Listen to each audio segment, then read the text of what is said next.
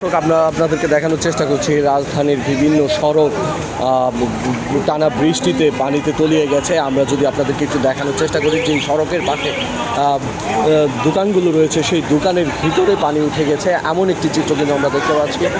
সড়কে মূল সড়কে যেই প্রধান সড়ক রয়েছে সেই সড়কের পাশাপাশি পাশেই যেই সড়কগুলো রয়েছে সেই সড়কগুলোর ভিতর পর্যন্ত পানি পৌঁছে গেছে। আমরা যদি আপনাদেরকে একটু দেখাই, এখানে একটি হাসপাতাল রয়েছে, সেই হাসপাতালেও পানি জমেছে, এমন চিত্র কিন্তু আমরা দেখতে পাচ্ছি। দর্শক, আমরা আপনাদেরকে যদি একটু সামনের দিকে দেখাই, যেই মূল সড়কটি রয়েছে নয়াপল্টনের, সেই মূল সড়কে পানিতে থই থই করছে এবং কোথাও হাঁটু পানি, কোথাও কোমর পানি, এমন পরিস্থিতি কিন্তু এখানে তৈরি হয়েছে।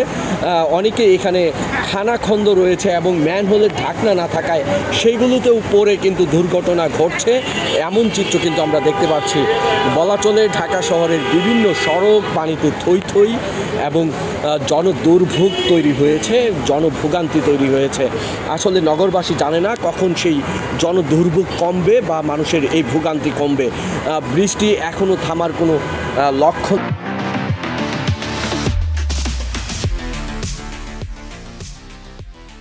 আমরা আপনাদেরকে দেখানোর চেষ্টা করছি রাজধানীর যে মূল সড়কগুলো রয়েছে সেই সড়কগুলো পানিতে তলিয়ে গেছে এবং ঠিক সড়কগুলোর পাশে যে দোকানগুলো রয়েছে সেই দোকানগুলোতেও পানি ঢুকে পড়েছে এবং সমস্যার সৃষ্টি হচ্ছে, মানুষের ভোগান্তি তৈরি হচ্ছে। দর্শক, আমরা আপনাদেরকে দেখানোর চেষ্টা করছি রাজধানীর বিভিন্ন সড়ক টানা বৃষ্টির ফলে পানিতে তলিয়ে গেছে এবং মানুষের ভোগান্তি তৈরি হচ্ছে। মানুষের যে সড়কের পাশে দোকানগুলো রয়েছে সেই দোকানের ভিতরেও পানি জমে গেছে। ভাই, যদি একটু বলতেন কি অবস্থা? অবস্থা ভালো না ভাই। এই 2 ঘন্টা ধরে আমি সিএনজির জন্য অপেক্ষা করতেছি। আমি সিএনজি পাচ্ছি না, কোনো রিক্সা পাচ্ছি না। মালটাল ফ্যাক্টরি রেডি করে রাখছি, আমি যাবো ধানমন্ডি, যাইতে পারতেছি। এমন অবস্থা ভয়াবহ, দুর্ভোগের শেষ নেই, মানুষের কষ্ট ভোগান্তি শেষ নাই।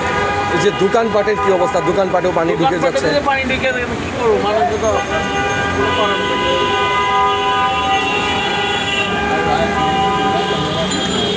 দর্শক, আসলে যেমনটি আপনাদেরকে দেখানো